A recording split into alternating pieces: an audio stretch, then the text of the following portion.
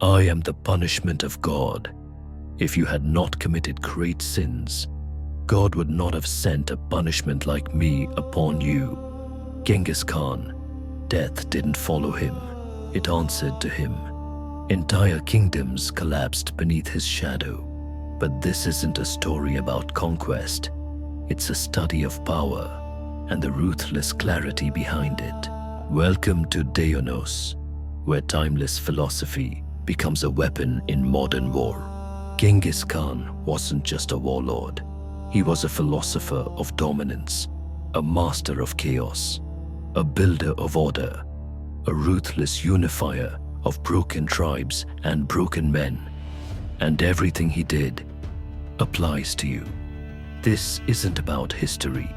It's about waking up the part of you that was trained to stay soft, to stay small, and teaching it to strike. Let's begin. At age 9, Temujin watched his father die from poison. Then, his own tribe abandoned his family to starve on the Mongolian steppe. He learned one lesson fast: no one is coming to save you. Genghis Khan's journey began not with power, but with despair. He didn't fear death.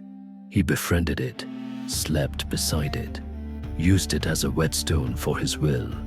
A common Mongol teaching says, if you are afraid of dying, you will never do anything brave. Modern men avoid death. They scroll, numb, overthink.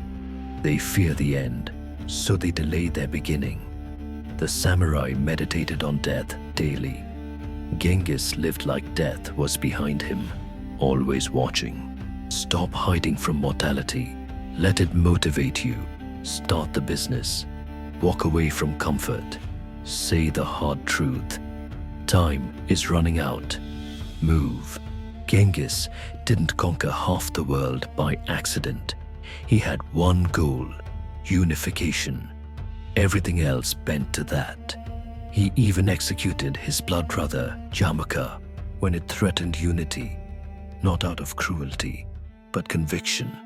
Genghis Khan said, "There is no good in anything until it is finished." Most people today are split, half in, half out, torn by distraction and desire. Genghis chose. He moved, and the world moved with him. Cut the noise. Pick your mission. Burn the distractions. If it doesn't serve your goal, it dies. Temujin didn't come from power. He built it through loyalty. Those who rode with him rose to power. Those who betrayed him vanished. He created a code, the Yasa, that rewarded discipline and allegiance. He promoted based on merit, not birth. An action committed in anger is an action doomed to fail. His best generals were peasants. Loyalty made them kings. Audit your circle. Remove the envious. Invest in the loyal. Loyalty isn't obedience. It's alignment. Carl Jung once said, "One does not become enlightened by imagining figures of light, but by making the darkness conscious." Genghis didn't hide his ambition, rage, or violence. He channeled them. He became a force of nature by integrating his shadow, not suppressing it. Modern people try to be nice, pleasant, palatable, but your shadow is your unused potential. Stop apologizing for your intensity. Refine it. Own it. Your darkness, if controlled, is your ally. While others fought for scraps, Genghis saw the planet. He envisioned a connected world and built infrastructure to match. He created postal systems, safe trade routes, and protected religious freedom across his empire. He said, "Conquering the world on horseback is easy. Dismounting and governing is hard." He wasn't just a destroyer. He was a designer of the future. Most people drift. You must direct. Write your vision. Make it stronger than fear. Let it become your compass. Genghis Khan dominated a world of dust, betrayal, and blood. No maps, no certainty, just movement. He didn't fear chaos. He made it his home.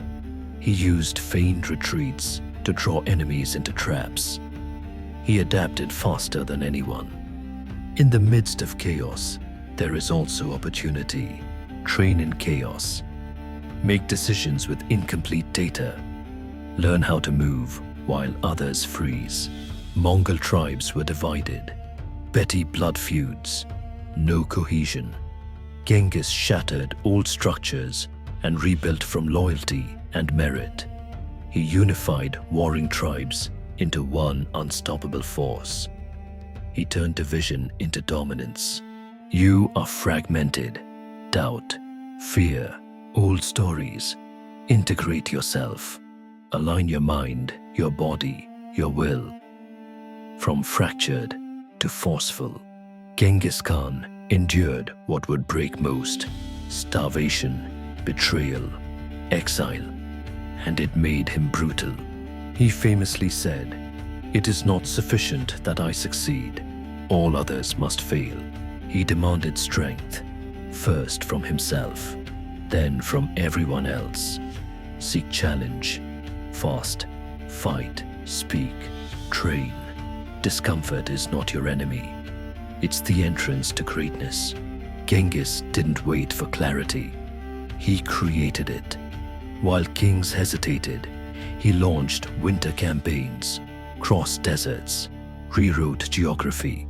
Most people die waiting. Act with speed. Adjust mid-flight. Momentum beats overthinking every time. When Genghis died, he had redrawn the map. But more importantly, he redrew possibility.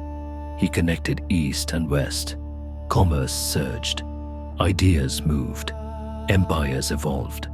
A man's greatest work is not what he builds with his hands, but what he sets in motion. Your legacy isn't what you keep, it's what you give. Build something that outlasts your name. Genghis Khan started as an abandoned boy. He became the storm that changed the world. Not by luck, but by will.